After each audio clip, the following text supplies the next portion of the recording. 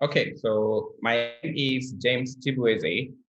I am an associate professor at the Center for Space Research in Northwest University, Potchefstroom, South Africa. Today, I'm going to be telling you about a new result, new finding, new discovery that we got from MeerKAT. And this discovery is towards a merging galaxy cluster that is called Abell 3376. This merging galaxy cluster has two galaxy clusters merging together. And these two clusters have a mass ratio of 1:10, which means that the bigger merging cluster is 10 times the mass of the smaller cluster. Okay, so I have spoken about the MeerKAT telescope as the instrument we use for our science observation. Now I'm going to explain to you a little bit more about the MeerKAT telescope. So the MeerKAT is a radio telescope located in the Karoo Desert in South Africa. It is made up of 64 antennas that are connected together as an interferometer. And each of the antennas has a diameter of 13.5 meters. These antennas are designed as offset Gregorian antennas. In the MeerKAT array, most of the antennas are located within 1 kilometer area. This holds the highest number of dishes, about 60 or slightly above 60% of the dishes are located within 1 kilometer area. The rest of the antennas are spread over 8 kilometers and therefore gives you the longer baseline. Having the antenna spread over 8 kilometers means that observing with the MeerKAT will be equivalent to observing with a single dish that has 8 kilometers in its diameter. The MeerKAT is equipped with 3 receiver systems: the UHF, or what you call ultra high frequency band, and the L band, as well as the S band. In the results we will show you today, the observations were done in the X band, which covers 856 megahertz to 1.712 gigahertz. In the L band observation, the center frequency that we used for this observation was 1.28 gigahertz. Data collected with the MeerKAT telescope is usually enormous because you are collecting data from 64 antennas simultaneously and combining them together. And if you have to give an equivalence of this will correspond to 72,000 DVDs each day of an observation with MeerKAT. This is equivalent to having 1 DVD filled with data from MeerKAT every second of the observation. Therefore, this is not the kind of data you can process with your personal computer. We use supercomputers, high-performance computers, to do the data processing of MeerKAT data.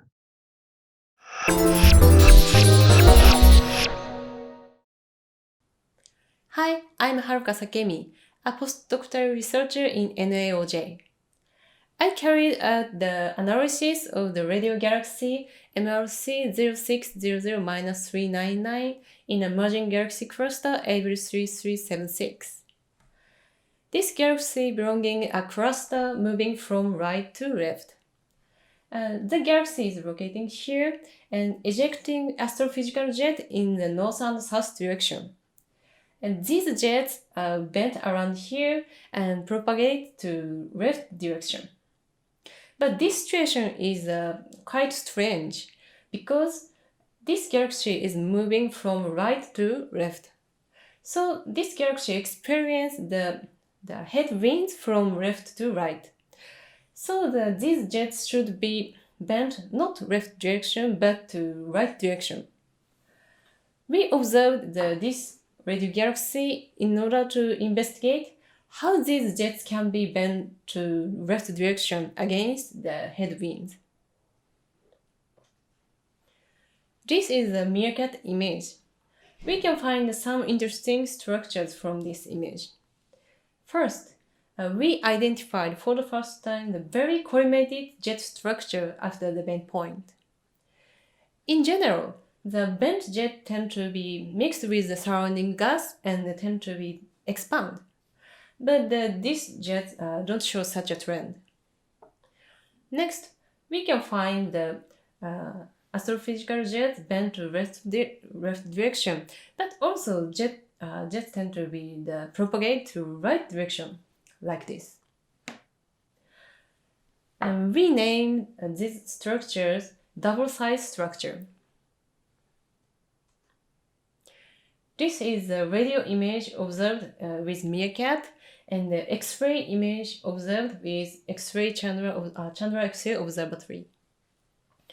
And a very cold gas is distributed around here, and the hot gas surrounding here.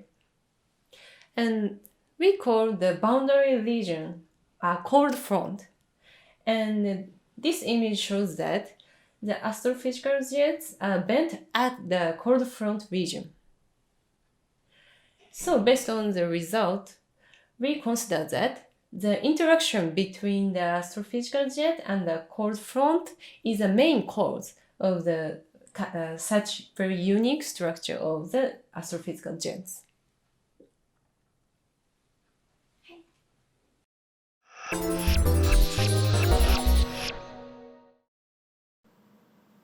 Hi, I'm Takumi Omura, a postdoctoral researcher at the University of Tokyo. I have been conducted the three-dimensional simulations to reveal the bending process of the double-sized jets. From earlier studies, the accumulated magnetic fields can be formed around the cold front. Therefore, we thought that this jet might be colliding with an invisible magnetic field. Our simulations use supercomputer ATERUI 2 at NAOJ, and simulations took about 1 week. So I will show you animation of our result.